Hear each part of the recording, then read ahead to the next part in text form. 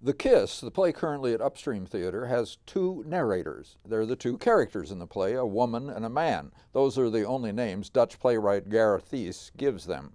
They are both unreliable narrators. Their stories about who they are and what they have done make up much of the play. Narration tends not to make exciting drama. Fortunately, the two do have scenes of dramatic interaction now and then. Even more fortunately, at Upstream, the woman and the man are played by Lisa Tejero and Eric Dean White.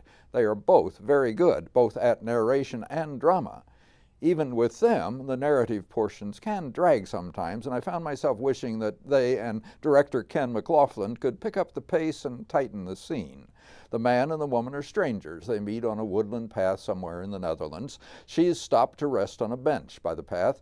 She seems troubled about something, perhaps even attempts a prayer. He appears, also hoping to rest for a bit, and he launches into a rather silly little discussion about who has the rights to the use of the bench.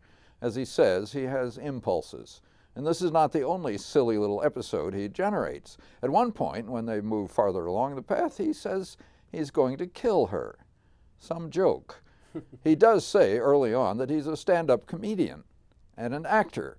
Maybe a pretty good one, maybe pretty much a failure. And a writer. He jots down notes every now and then.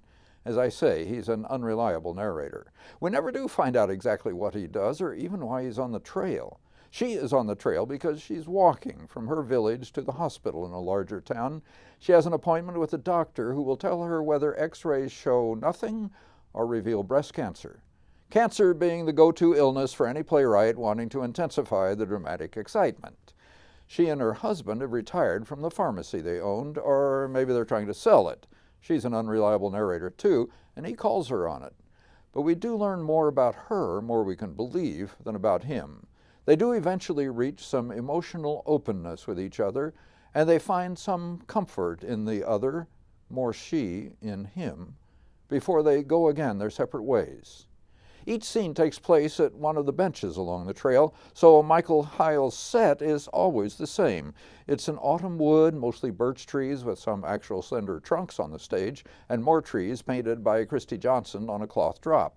Tony Anselmo shades subtle variations in his lighting of the woods. Michelle Friedman Seiler designed the costumes. Philip Boehm and Michael B. Perkins created the minimal sound design for a very quiet woods.